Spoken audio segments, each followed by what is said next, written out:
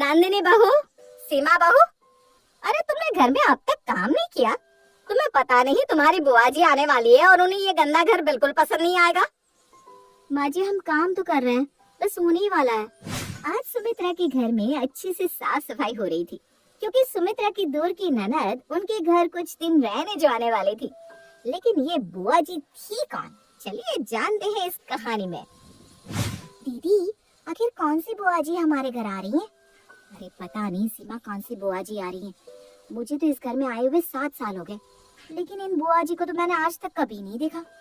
सीमा और नंदिनी आपस में बात कर रही थी, तभी उन दोनों की ये बात सुनते हुए सुमित्रा उनके पास आती है। बहू तो भले ही 7 साल से इस घर में रह रही है, लेकिन तू दीदी को नहीं जानती, क्योंकि वो यहाँ रहती नहीं और वो बहुत कम आती है यहाँ। इसलिए अपना मुंह मत चलाओ और चुपचाप काम पर लग जाओ, समझी?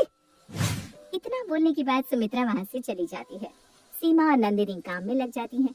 कुछ घंटे बाद सुमित्रा की ननद कुंती उनके घर आती है।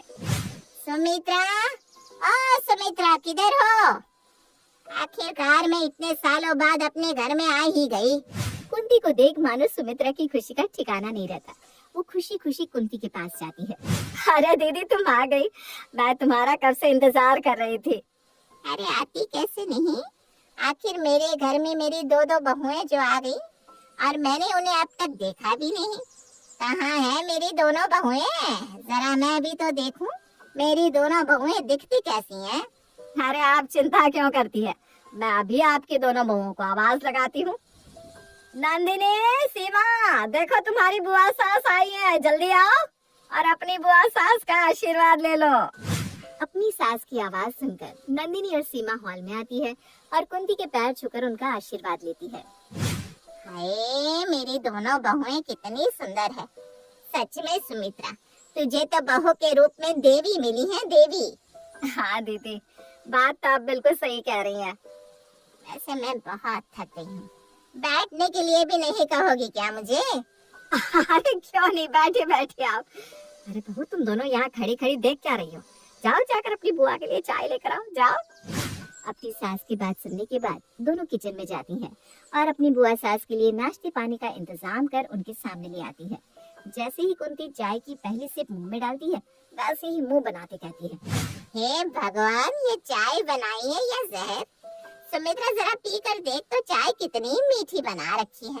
राम राम राम, अगर मैं इतनी मीठी चाय पीऊंगी ना तो परलोक सिधार जाऊंगी। माफ करना बुआ जी, लेकिन हमने चाय मीठी नहीं बनाई, हमने चाय वैसी ही बनाई है जैसे घर में सब पीते हैं। सच में मेरे जाते ही इस घर में सब लोगों ने मीठा मीठा कर दिया है। सुमित्रा, तुझे पता नहीं क्या कि मुझे शुगर है? अगर मैं इतनी मीठी चाय पीऊंगी तो मेरा शुगर बढ़ जाएगा। अब माफ करना दीदी, लेकिन ये बात ना मेरी बहू को नहीं पता थी। आइंदा वो इस बात का ध्यान रखेंगी, वो आपके लिए फीकी चाय ही बनाएगी। सही कह रही हूँ ना मैं? जी माँ जी, आप बिल्कुल सही कह रही हैं। हम लोग बुआ जी के लिए ना अलग से चाय बना दिया करेंगे। अच्छा ठीक है, ये तो छोटी सी बात है। अब बहू ने बोल दिया कि आगे से ध्यान रखेगी तो रखेगी। वैसे फिलहाल ना मेरी कमर में बहुत दर्द हो रहा है। छोटी बहू जरा कमर तो दबा दे। जी बुआ जी, मैं अभी आपकी कमर दबा देती हूँ। इतना बोलकर सीमा कुंती की कमर दबाने लगती है, लेकिन तभी एक बार फिर कुंती सीमा का हाथ हटाते हुए सीमा से कहती है, सच में बहू तुझे कुछ नहीं आता। सुमित्रा, तू अपने घर में सुंदर बहू तो लेकर आ गई, लेकिन उनके काम एक भी सुंदर नहीं। अरे कमर दबा रही है या मेरी कमर को सहला रही है, पता ही नहीं चल रहा कि मेरी कमर दब रही है। तेरे हाथ में जान नहीं है क्या? लेकिन बुआ जी, मैं तो सही से कमर दबा रही हूँ। कमर तो सही से दबा रही है, लेकिन मजा ही नहीं आ रहा, क्योंकि तू जान लगाकर मेरी कमर नहीं दबा रही। छोड़, मैं खुद ही अपनी कमर की मसाज कर लूंगी, बस मुझे मेरे कमरे तक ले जा। कुंती की ऐसी बात सुनने के बाद सीमा को बेहद गुस्सा आता है, लेकिन वो कुछ नहीं कहती, क्योंकि कुंती कई सालों बाद घर आई थी। कुछ ही देर में रात हो जाती है। सभी लोग रात का खाना खा रहे थे, तभी कुंती खाना खाने के बाद कहती है, सुमित्रा, बहू के हाथ में स्वाद नहीं है। खाना तो इतना सारा बना दिया, लेकिन टेस्ट एक भी खाने में नहीं। बिल्कुल मजा नहीं है खाने में। तुझे पता है, मेरी जो बहू है ना, उसके हाथ की अगर तू रोटी खा लेगी तो तू खाना खाना भूल जाएगी। क्योंकि उसके हाथ की रोटियां गोल गोल छोटी छोटी एकदम बढ़िया रहती है। और सब्जी आहा, क्या स्वाद रहता है उसकी सब्जी में। कुंती की ऐसी बातें सुनने के बाद सीमा और नंदिनी को बेहद गुस्सा आ रहा था, लेकिन वो अपनी बुआ सास को कुछ नहीं कह पाती क्योंकि वो दोनों ही मजबूर थी। लेकिन कुंती की ऐसी बात सुनने के बाद सीमा नंदिनी से बुदबुदाते हुए कहती है, दीदी, आपको नहीं लगता बुआ सास कुछ ज्यादा ही ड्रामा कर रही है? हाँ सीमा, कर तो रही है, लेकिन हम कर भी क्या सकते हैं। इनके नाटक झेलने के अलावा हमारे पास दूसरा कोई ऑप्शन ही नहीं है, क्योंकि ये हमारी बुआ जी जो है। बहू, तुम दोनों कुछ कह रही हो क्या? नहीं नहीं नहीं नहीं बुआ जी, हम लोग कुछ नहीं कह रहे। आखिर हम लोगों की इतनी हिम्मत कहाँ जो हम कुछ आपको कह पाए। सीमा की ऐसी बात सुनने के बाद कुंती उनसे कुछ नहीं कहती और चुपचाप अपने कमरे में चली जाती है। समय गुजरता है और गुजरते समय के साथ अब आए दिन कुंती सीमा और नंदिनी से काम करवाती जाती और हर बार यही बोलती, मजा नहीं आया। ऐसे ही एक दिन नंदिनी और सीमा टीवी देख रही थी, तभी वहाँ कुंती आती है और उनसे रिमोट ले लेती है। बहू, अभी तुम लोगों को बहुत सारा काम करना है, जाओ, घर में बहुत काम पड़ा है, जाकर काम कर लो। तब तक मैं अपना फेवरेट सीरियल देख लेती हूँ। लेकिन बुआ जी, ये सीरियल खत्म ही होने वाला है, खत्म होते ही हम यहाँ से चले जाएंगे। नंदिनी बहू, देखो तो घर कैसा फैला हुआ है। अरे तुम घर में ही तो रहती हो और मैं तुम्हारे घर में मेहमान बनकर आई हूँ। कुछ दिन की तो बात है, कुछ दिन ही तो मैं यहाँ रहूंगी, तो मुझे मेरा फेवरेट सीरियल देखने दो, क्योंकि ना इसका रिकैप भी नहीं दिखाते। तुम तो अपने सीरियल का रिकैप आराम से अपने फोन में देखते रहना। ला। कुंती की बात सुनकर नंदिनी कुछ नहीं बोल पाती और चुपचाप पैरों को पटकते हुए वहां से चली जाती है। लेकिन सीमा अभी वहीं बैठी थी, क्योंकि सीमा भीड़ बनकर वहीं बैठी अपनी बुआ सास के साथ टीवी देख रही थी। तभी कुंती उससे भी वहां से भेजने के लिए प्लानिंग करती है। सीमा बहू, तुम्हें नहीं लगता कि ये टीवी कुछ ज्यादा ही पुराना है? हैं?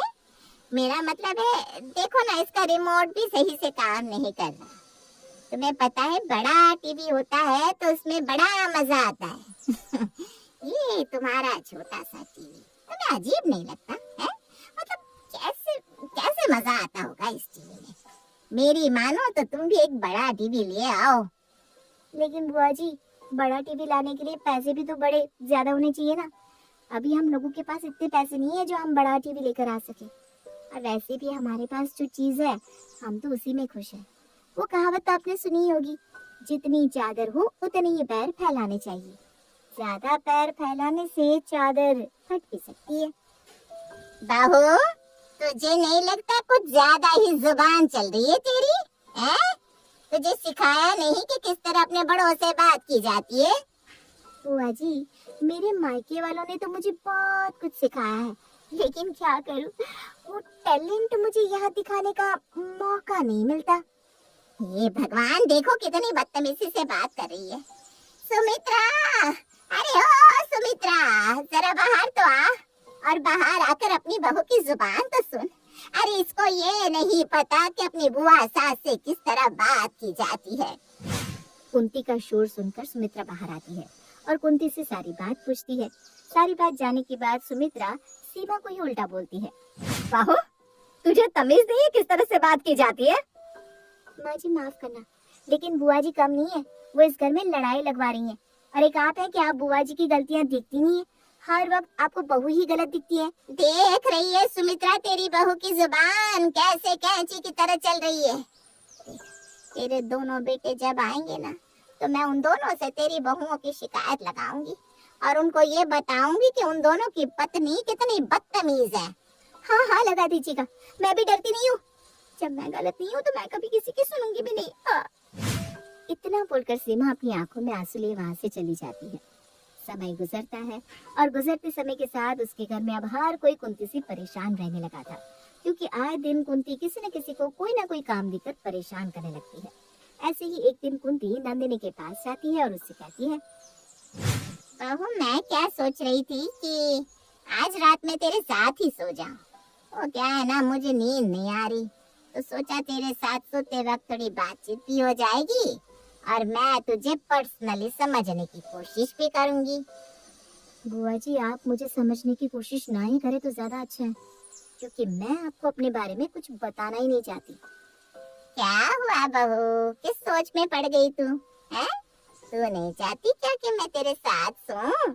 अरे नहीं नहीं बुआ जी, आप ये कैसी बात कर रही हैं? ऐसी कोई बात नहीं है। देख बहू, अगर तुझे भी मुझसे परेशानी है तो मुझे बता सकती है। मैं तुझे परेशान करने के लिए यहाँ नहीं सोऊंगी, चली जाऊंगी अपने कमरे में। अरे नहीं नहीं बुआ जी, ऐसी कोई बात नहीं है। आप ऐसा क्यों सोच रही हैं? मुझे आपसे कोई परेशानी नहीं है। भला मुझे आपसे क्या दिक्कत होगी? आइए, आप भी मेरे साथ बेड पर सो जाइए। नंदिनी की बात सुनने के बाद कुंती उसकी बेड पर सोने जाती है, और जैसे ही वो बेड पर लेटती है वो उठकर बैठ जाती है। नंदिनी बहू, तुझे नहीं लगता ये गद्दा कुछ ज्यादा ही हल्का है? मतलब इस गद्दे में बिल्कुल भी मजा नहीं आ रहा, जरा भी लचक नहीं है इस गद्दे में। ऐसा लग रहा है गद्दे पर नहीं किसी ठोस चीज पर बैठी हूँ मैं। ये गद्दा तो अपने मायके से लेकर आई थी, या फिर तुझे ये सुमित्रा ने दिलाया है? बुआ जी, ये तो मुझे मम्मी जी ने ही दिलाया है यहीं पर। वो क्या है ना, मेरे मायके से बिस्तर वगैरह नहीं आए थे। हम थोड़े गरीब फैमिली से बिलोंग करते हैं ना, इसलिए मेरे माँ बाप ने फ्री में ही शादी कर दी। हे भगवान, सुमित्रा की इतनी गंदी पसंद हो सकती है, मैंने तो कभी सपने में नहीं सोचा था। बुआ जी, ये गंदी पसंद से आपका मतलब इस गद्दे से है या फिर मुझसे? अरे बहू, मैं तो गद्दे की बात कर रही हूँ ना कि तेरी। इतना बोलकर दोनों सो जाती हैं। अगले दिन नंदिनी अपनी सास सुमित्रा के पास जाती है। मम्मी जी, अगर आप फ्री हैं तो मुझसे थोड़ी देर बात कर सकती हैं? हाँ हाँ बहू, क्यों नहीं, बताओ क्या बात है।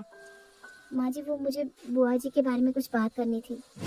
नंदिनी ये बात बोल ही रही थी कि कुंती वहां जाती है और उसे टोकते हुए कहती है, नंदिनी बहू, तुझे भी मेरे बारे में बात करनी है? आओ आओ, बताओ क्या बात करनी है। हे भगवान, अब बुआ जी यहाँ क्यों आ गई? मैं तो यहाँ मम्मी जी से उनकी ही बुराई करने आई थी, लेकिन ये तो यहाँ पे टपक गई। बुआ जी, मैं तो बस आपकी यहाँ तारीफ करने आई थी, क्योंकि आप जब से यहाँ आई है ना, हमें टाइम पर काम करने की आदत हो गई है। बात तो बहू बिल्कुल सही कह रही है।